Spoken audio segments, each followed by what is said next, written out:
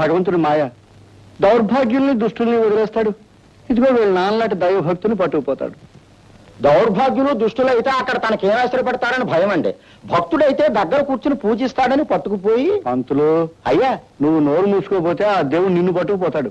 వరుస క్రమంలో నాకంటే పెద్దలు ఇంకా ఉన్నారండి. అమ్మా రాధ, నువ్వు చిన్నపిల్లవి. నీకొచ్చిన కష్టానికి నా గుండె కరిగిపోతుందమ్మా. మా అయ్యగారు గుండె ఆవు నెయ్యి ఐసు మొక్క. పాపం కరెక్ట్ ఏమవుతుంది? చూడమ్మా, నువ్వు ఒంటరిగా ఇంట్లో ఉండడం నాకు ఇష్టం లేదు. పదమ్మా, బయలుదేరు. ఎక్కడికని అడుగమ్మా. ఎక్కడికండి? ఇంకెక్కడికమ్మా, మా ఇంటికి. ఆచార్య గారు నాకు బాగా కావలసిన వాళ్ళు, హితులు. ఆ విధంగా నువ్వు కూడా నాకు కావాల్సిందనివి. మాతో పాటు మా ఇంట్లోనే ఉంది. కానీ బయలుదేరమ్మా. మీ అభిమానానికి నా కృతజ్ఞతలు. నేను రానండి.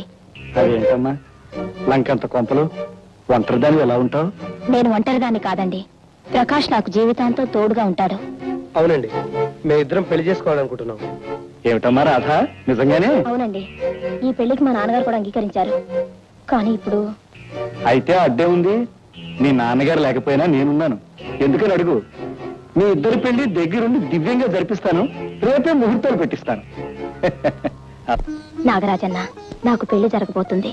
నన్ను దీవించేందుకు అమ్మ లేదు, నాన్న లేడు, అన్నయ్య లేడు.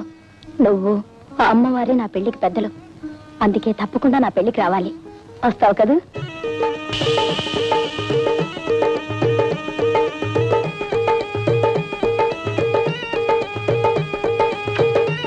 నాగరాజన్న, నాకు తెలుసు ఈ చెల్లి పెళ్లికి తప్పకుండా వస్తావని.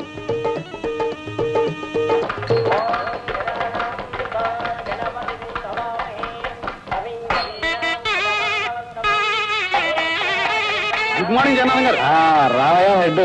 అబ్బా, అమ్మోరు సంబరంలో పీరు సాహిబ్ లాగా పెళ్లి పందిట్లో పోలీస్ బట్టలతో వస్తామని దంగ పెట్టుకున్నానయ్యా. సవ్యంగా వచ్చావు. నాకు చాలా ఆనందంగా ఉంది. మీ పెళ్ళినంత ఉత్సాహంగా జరిపిస్తున్నారు, ఏమిటో కదా.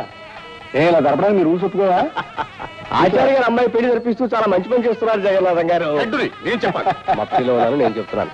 ఇది నిజంగా మహానుభావుడు రుణం తీర్చుకోవటం అనుకోండి. ఏమిటోనయ్యా, యథాశక్తి నాకు చేతనైంది చేస్తున్నాను. అయ్యా, పెళ్లి పందిట్లో తుమ్మకూడదని శాసనం ఏమి లేదు కదా. శాసనం ఏమి లేదు కానీ తుమ్మడం చండాలం. తుమ్మే ఆడవాళ్ళని పిలిపించి ఆరచెప్పుతో కొట్టించేస్తాను. దూరంగా నిలబడి.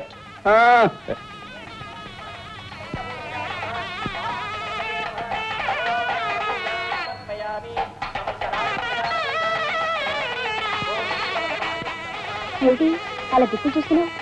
పెళ్లి కొడుకు పక్కనే ఉన్నాడుగా. అది కాదండి, మా నాగరాజన్ ఇంకా రాలేదు.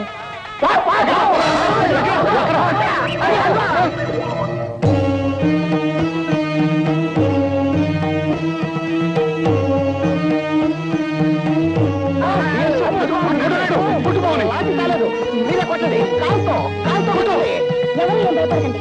ఆ పాము నా నాగరాజన్న. నా పెళ్లికి నన్ను దీవించడానికి వచ్చింది. నాగరాజన్న, రా నాగరాజన్న.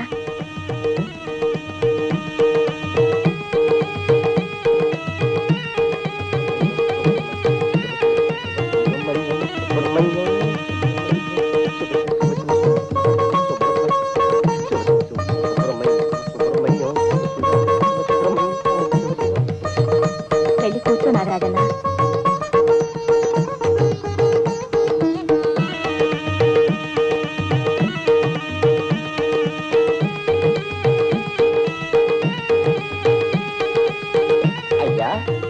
పావులు, తేళ్లు, జెర్లు తమతో సమానంగా కూర్చోవడం ఏంటండి కర్మ? నువ్వు నోరు మొయ్యి. అది విందంటే నువ్వనుకుని నన్ను కాటేస్తుంది. నేను చచ్చి ఊరుకుంటాను.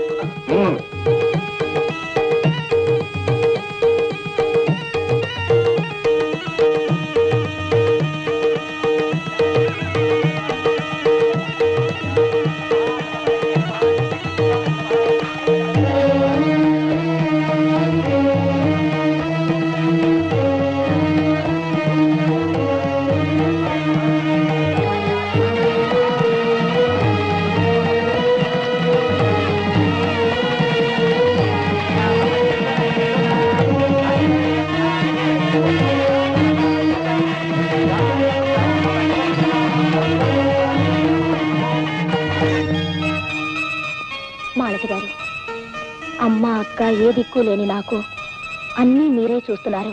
నిజంగా చూడు రాధా, నాకు కృతజ్ఞతలు చెప్పడంతోనూ నన్ను పొగడ్డంతోనూ ఈ రాత్రి వృధా చేయకూడదు.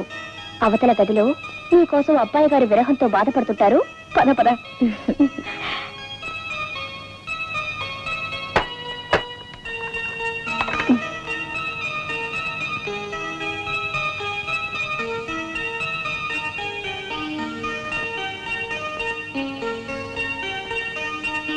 ఏమండి శ్రీవారు ముసుగుదాన్ని పడుకోవడానికా నన్ను పెళ్లి చేసుకున్నది? దొరగారు దొంగ నిద్ర ఆపి లేవండి.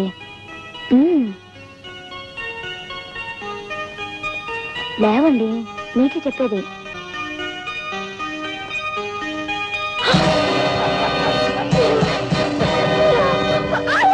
నేనే, సాక్షాత్తు నేనే, ఊరంతా గౌరవించి మహానుభావుడు అనుకుంటున్న జగన్నాథాన్ని నీకు ఇవాళ నీకు మేలు చేస్తాను. పెద్దల మాట గౌరవించే బుద్ధిమంతుడు కదా, తప్పనిసరి పని ఉందని చెప్పాను. వాయిదాన్ని వాయిదా వేసి మొత్తం వెళ్తున్నాడు. ఈ రాత్రి నిన్ను నన్ను ఎవరు ఇబ్బంది పెట్టరు.